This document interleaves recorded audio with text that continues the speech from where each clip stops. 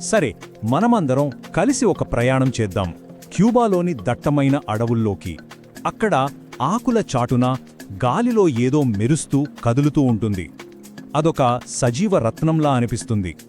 అది కేవలం ఒక పక్షి మాత్రమే కాదు, ప్రకృతి తన కళనంతా ఉపయోగించి సృష్టించిన ఒక చిన్న అద్భుతం. ఈరోజు మనం ప్రపంచంలోనే అతి చిన్న పక్షి గురించి, దాని రహస్యాల గురించి తెలుసుకోబోతున్నాం. మన భూమి మీద వేల రకాల పక్షులున్నాయి కదా, భారీ నిప్పుకోడి నుంచి ఆకాశంలో ఎగిరే గంభీరమైన గద్దల వరకు. కాని వీటన్నింటిలో అన్నింటికన్నా చిన్నది, అతి చిన్న పక్షి ఏది? అసలంత చిన్న పక్షి ఉంటుందా? ఈ ప్రశ్నే మన ఈ ప్రయాణానికి నాంది. అయితే ఇక్కడే అసలు ట్విస్ట్ ఉంది. మనం వెతుక్కున్నది కేవలం అతి చిన్న పక్షినే కాదు, భూమి మీద బ్రతికున్న అతి చిన్న డైనోసార్ను కూడా. ఆశ్చర్యంగా ఉందా? కానీ ఇది నిజం. సైన్స్ ప్రకారం ఇప్పుడు మనం చూస్తున్న పక్షులన్నీ ఒకప్పుడు భూమిని ఏలిన థెరోపాడ్ డైనోసార్ల వారసులే. అంటే మన అన్వేషణ మనల్ని లక్షల సంవత్సరాలు వెనక్కి తీసుకెళ్తోందన్నమాట. సరే, మరి ఆ అద్భుతమైన జీవిని పరిచయం చేసే టైం వచ్చింది. దీని పేరు బీ హమ్మింగ్ బర్డ్.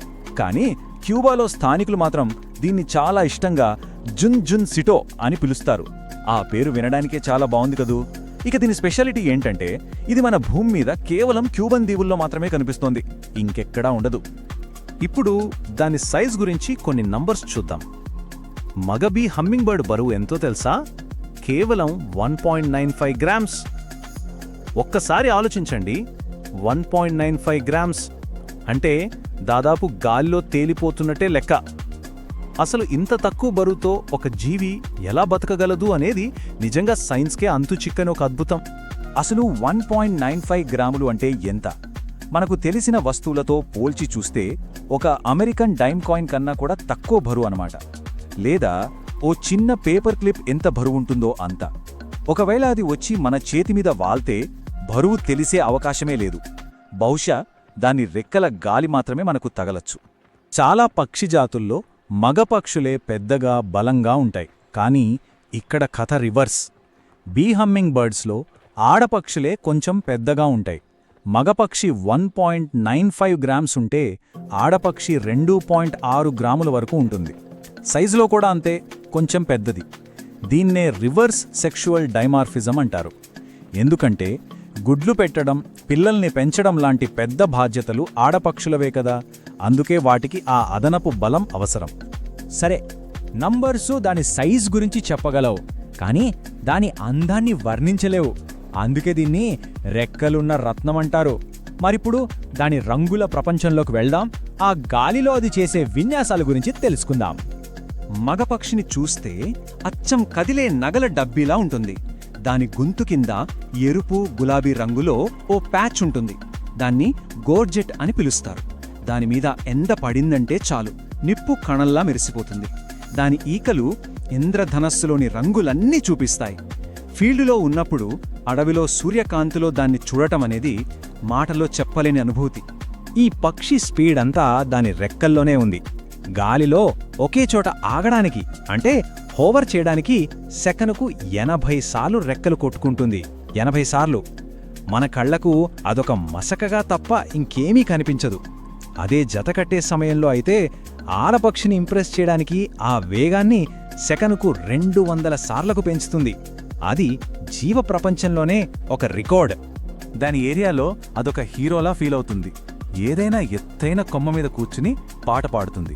ఆ పాట ఎలా ఉంటుందంటే హై పిచ్లో కొంచెం గందరగోళంగా ఉన్న కిలకిల శబ్దాల్లా ఉంటుంది.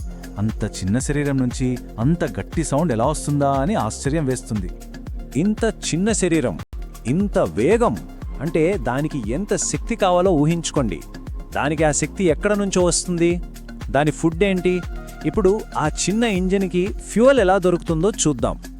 ఆ చిన్న ఇంజిన్ ఆగకుండా నడవాలంటే దానికి చాలా ఫ్యూయల్ కావాలి.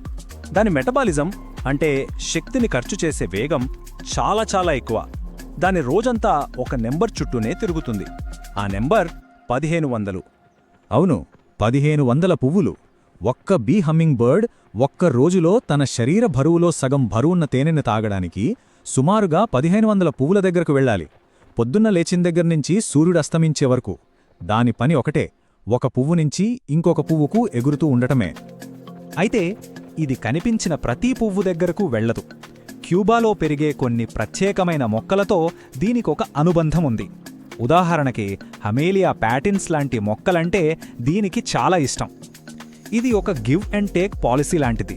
హమ్మింగ్బర్డ్కి ఆహారం దొరుకుతుంది, బదులుగా ఆ పక్షి మొక్కలు బతకడానికి కావలసిన పాలినేషన్ అంటే పరాగ సంపర్కం చేసి పెడుతుంది. ఇలా రోజంతా కష్టపడి సంపాదించిన శక్తిని ఏం చేస్తుంది? తన తరువాతి తరాన్ని నిలబెట్టడానికి ఉపయోగిస్తుంది. అంటే బ్రీడింగ్ కోసం అన్నమాట. ఇక ఇప్పుడు ప్రకృతిలోనే అత్యంత చిన్న చిన్న ఇంజనీరింగ్ అద్భుతాలైన వాటి గుడ్ల గురించి తెలుసుకుందాం. సాధారణంగా మార్చి నుంచి జూన్ మధ్యలో వీటి బ్రీడింగ్ సీజన్ ఉంటుంది. ఈ టైంలో ఆడపక్షికి చాలా పనుంటుంది. గూడు కట్టుకోవాలి, 2 చిన్న గుడ్లు పెట్టాలి, వాటిని దాదాపు 21 రోజుల పాటు పొదగాలి. ఆ తర్వాత పిల్లలు బయటకొస్తే వాటి ఆకలి తీర్చాలి. ఈ పనులన్నీ ఆడపక్షి ఒంటరిగానే చేసుకుంటుంది. దాని గూడుని చూస్తే నిజంగా ఆశ్చర్యపోతాం. అదొక కళాఖండం. ఆడపక్షి సాలెగూడు, చెట్ల బెరడు, నాచు ఇలాంటివన్నీ చాలా జాగ్రత్తగా అల్లి ఒక చిన్న కప్పులాంటి గూడును తయారు చేస్తుంది. ఆ గూడు ఎంత చిన్నగా ఉంటుందంటే దాని వెడల్పు మహా అయితే 1 అంగుళం ఉంటుంది. సాలెగూడు వాడటం వల్ల గూటికి బలమొస్తుంది. అంతేకాదు, పిల్లలు పెరిగే కొద్దీ గూడు కొంచెం సాగడానికి కూడా ఉపయోగపడుతుంది. ఇక ఆ గూట్లో ఉండే గుడ్ల గురించి చెప్పాలంటే అవి మన కాఫీ గింజల సైజులో ఉంటాయి. అంతకన్నా పెద్దగా ఉండవు. ఒక కాఫీ గింజను దాని గుడ్డును పక్కపక్కన పెడితే తేడా కనిపెట్టడం కూడా కష్టమే. ఇంత చిన్న దానిలోంచి ఒక పూర్తి జీవి ఎలా పుడుతుందో ఆలోచిస్తేనే చాలా అద్భుతంగా అనిపిస్తుంది. ఈ పక్షి కేవలం చిన్నగా అందంగా ఉంటుందంతే అనుకుంటే పొరపాటే. సైజులో చిన్నదే అయినా అది ఉండే పర్యావరణ వ్యవస్థలో దానిది చాలా పెద్ద పాత్ర.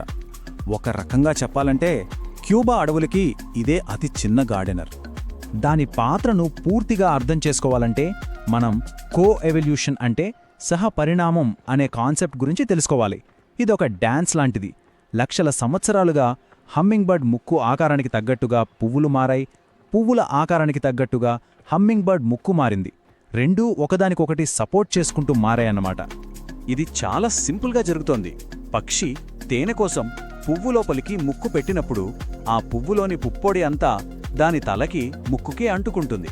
తర్వాత అది ఇంకో పువ్వు దగ్గరకు వెళ్ళినప్పుడు ఈ పుప్పొడి అక్కడ రాలుతుంది. అంతే, పాలినేషన్ జరిగిపోతుంది. దీనివల్లే క్యూబాలోని చాలా మొక్కలు బతుకుతున్నాయి. అంటే ఆ మొక్కల మనుగడకు ఈ చిన్న పక్షే ఆధారం. ముందే చెప్పుకున్నట్టు ఈ పక్షి కేవలం క్యూబాకు మాత్రమే ప్రత్యేకం. దీన్నే ఎండెమిక్ జాతి అంటారు. దాని ప్రపంచం మొత్తం ఆ దీవుల్లోనే, ముఖ్యంగా Zapata swamp, Alexander Humboldt national park లాంటి దట్టమైన అడవుల్లో ఎక్కువగా కనిపిస్తుంది. అంటే ఆ అడవుల్ని కాపాడుకుంటేనే ఈ అద్భుతమైన జాతిని మనం కాపాడుకోగలం. చివరిగా ఒక్క మాట, ఈ బీ హమ్మింగ్బర్డ్ మనకొక మంచి పాఠం నేర్పుతుంది. మనం ఎప్పుడూ గొప్పదనాన్ని సైజుతో కొలుస్తాం, పెద్ద జంతువులు, పెద్ద భవనాలు. కాని ఈ చిన్న ప్రాణి ఒకటి నిరూపిస్తోంది, ప్రకృతి చేసే గొప్ప అద్భుతాలు కొన్నిసార్లు చాలా చిన్న రూపంలో ఉంటాయని. మనం గమనించకుండా వదిలేస్తున్న ఇలాంటి చిన్న అద్భుతాలు మన చుట్టూ ఇంకా ఎన్ని ఉన్నాయో కదా.